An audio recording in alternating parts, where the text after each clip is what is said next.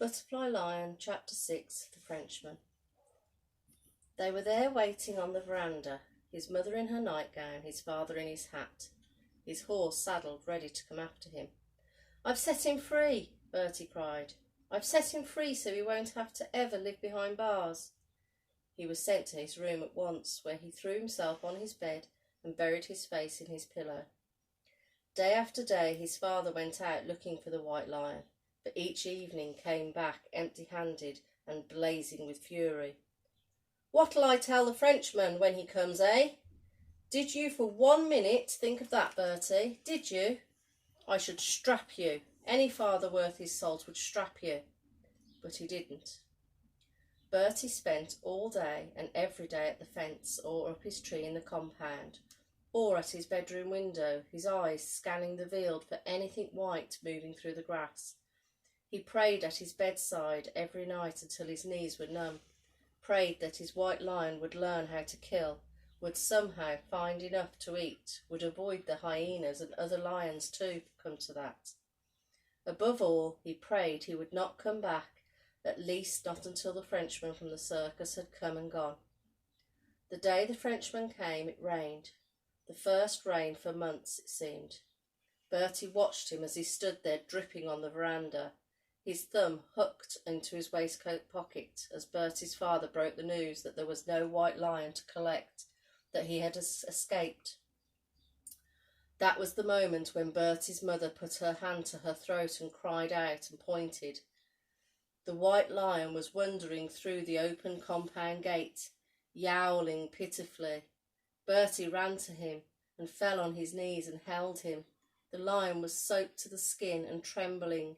He was panting with hunger and so thin that you could see his rib cage. They all helped to rub him down and then looked on as he ate ravenously. "Incroyable, magnifique," said the Frenchman. "And white, just as you said, white like the snow, and tame too. He will be the star of my circus. I shall call him Le Prince Blanc, the White Prince. He will have all he needs, all he wants, fresh meat every day, fresh straw every night. I love my animals, you know. They are my family, and the lion of yours, he will be my favourite son. Have no fear, young man. I promise you that he will never be hungry again." He put his hand on his heart. "As God is my witness, I promise it." Bertie looked up into the Frenchman's face. It was a kind face, not smiling, yet earnest and trustworthy. But even so, it did not make Bertie feel any better. "There, you see," said Bertie's mother. "He'll be happy, and that's all that matters, Bertie, isn't it?" Bertie knew that there was no point in begging. He knew now that the lion could never survive on his own in the wild, and that he would have to go with the Frenchman. There was nothing else for it. That night, as they lay in the dark together side by side, Bertie made him a last promise. "I will find you," he whispered.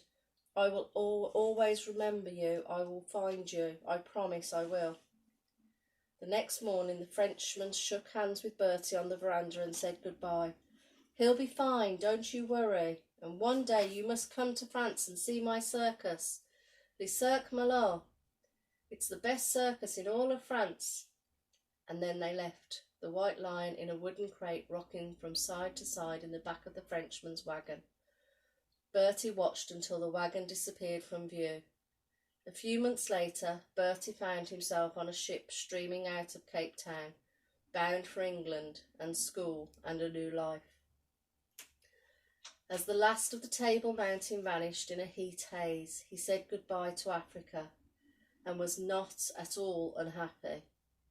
He had his mother with him, for the time being at least, and after all, England was nearer France than Africa was, much nearer.